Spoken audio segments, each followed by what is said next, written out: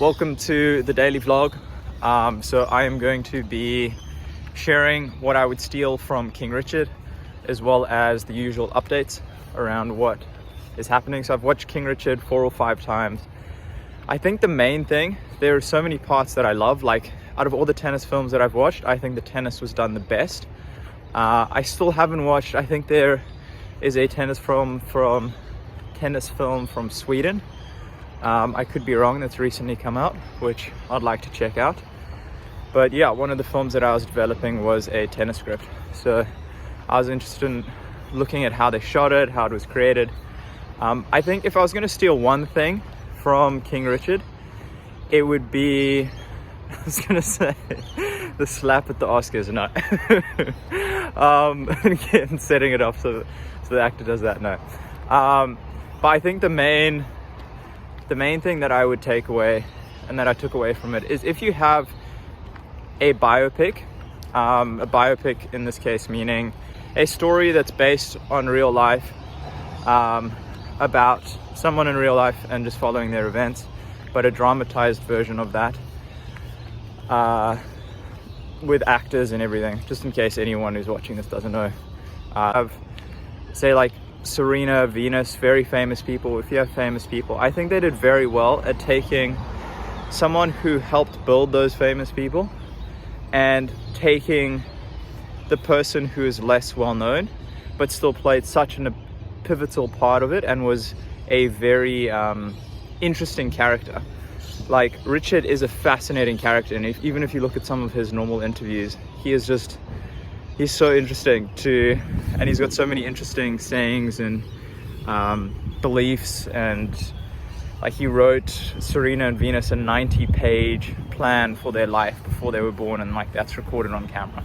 So they are just these fascinating characters who've accompanied different famous people or well-known people, and often the easier route is just to document the famous person's story and just focus all the spotlight on them. But I like the idea and the way that they both Venus and Serena's dads.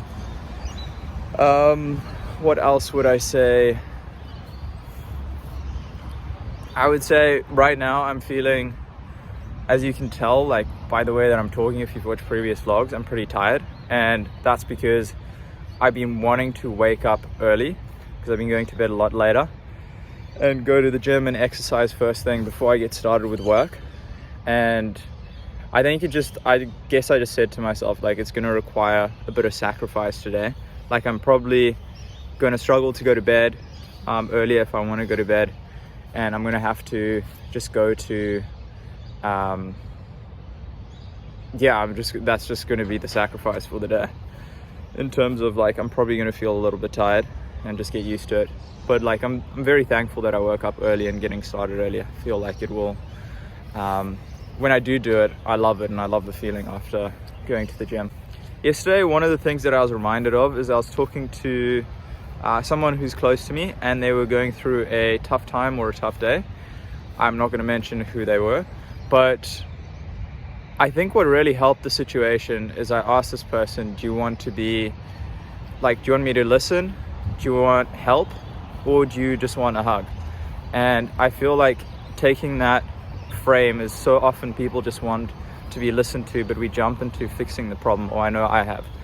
And I think when working with team members, with people in general, especially if they're had a tougher day or a tougher time, is just really listening to them and feeding back their own words and making them feel heard and seen, is often the most powerful thing you can do. Sometimes people do want help, but a lot of times they actually don't. Yesterday is I had a chat with my dad, and he sent me through this clip around Ricky Gervais and Rhodesian Ridgebacks. I'm originally from Zimbabwe, and Zimbabwe was originally called Rhodesia, and it was just a very funny clip. I'll link it to it. I find Ricky very rude, but very hilarious. And yeah, if I'm ever at the Golden Globes or Oscars, like, I want Ricky Gervais ripping me to shreds. The Rhodesian Ridgeback was bred to hunt lions, and I can't help but think that was a little bit of a shock to it when it found out. So we've done all the breeds and all the different pedigrees, all thousands, all the miles around, a big passing out parade. There's a bloke in a square with a white coat and a clipboard, and he goes, right, dogs. And they all go, what?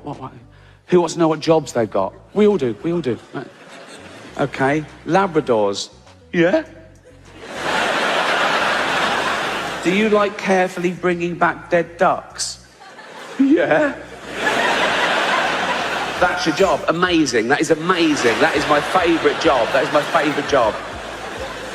Jack Russells. Yeah. Do you like shooting down rabbit holes after... Yeah. That's your job. Fucking hell. Best day ever. Miniature poodles. Yeah. Do you like being carried around by elderly homosexuals? Yeah. That's your job.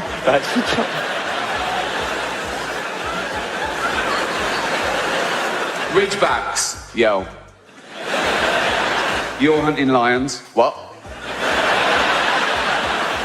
You're hunting lions. Fuck off. Yeah, you are. No, we're not. Lions? We get fucking mashed. Why can't the Rottweilers hunt lions? They're shaking babies.